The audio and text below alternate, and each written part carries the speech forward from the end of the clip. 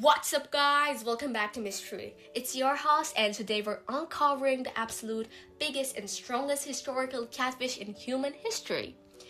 Everyone on this planet knows the story of Romeo and Juliet, right? It's the ultimate blueprint for romance. People out here writing poetry, getting tattoos, screaming about eternal love.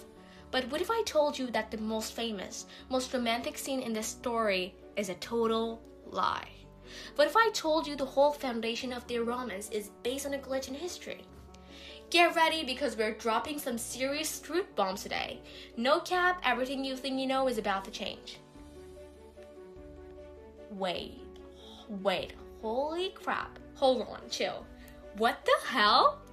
No, seriously, what the hell am I actually reading right now? Guys, there is never a balcony, like zero.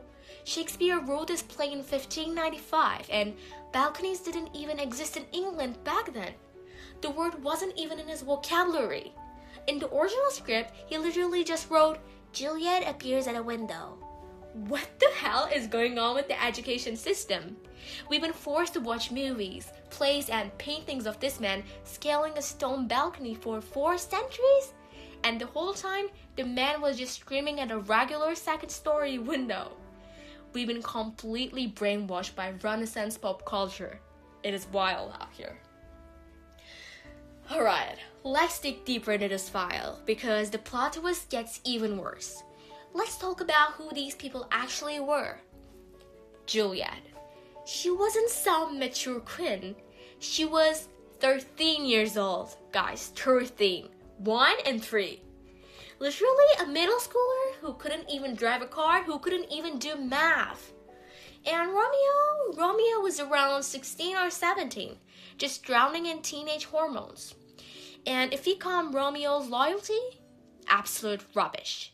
5 minutes before he met Juliet, he was locked in his room, crying his eyes out over a girl named Rosalind. She swore Rosalind was his ultimate soulmate. Then he walks into a house party, sees Juliet across the room, and boom. Rosalind is completely deleted from his hard drive. That's not a deep cosmic connection, guys. That's a textbook rebound fueled by pure teenage impulse. But here is the real kicker. The ultimate mystery is how society convinced us that a 5-day situationship is the gold standard for love. 5 days. 1, 2, 3, 4, 5. So let's look at the timeline. Sunday night, they meet at the party and talk through the fake balcony window. Monday afternoon, they get secretly married. Okay. Monday night, Romeo gets a felony charge, kills Juliet's cousin, and gets banished from the city. Holy crap. By Thursday night, they both take their own lives because of a miscommunicated plan. Less than 5 days, guys. They didn't know each other's favorite music. They never had to split the bill. They never saw each other on a bad hair day even. It wasn't a romance. It was a fast-paced tragedy caused by 2 impulsive kids and their toxic fighting families. So before we wrap this up, let me just drop a few more historical facts that will completely change how you view this whole drama. Firstly, it wasn't an original story. Shakespeare didn't even write this from scratch. The play was actually based on a long poem written by Arthur Brooke in 1562, titled The Tragical History of Romeo and Juliet. The timeline was shortened. In that original poem, the romance actually lasted for several months. Shakespeare compressed the whole thing into just 5 chaotic days just to maximize the drama and intensity. Besides, Juliet was played by a man. Back in Elizabethan England, women were legally banned from acting on stage. So when this play first premiered, the role of Juliet was actually played by a teenage boy whose voice hadn't broken yet. Lastly, the Juliet's house is fake.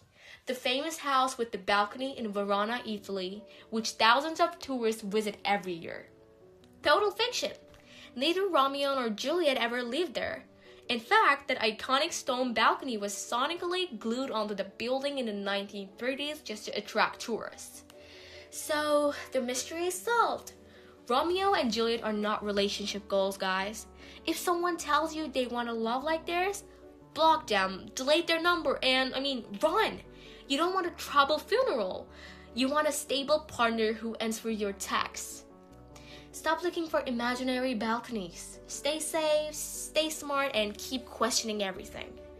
Thanks for tuning into this episode of Mystery. Catch you guys in the next one. Peace out!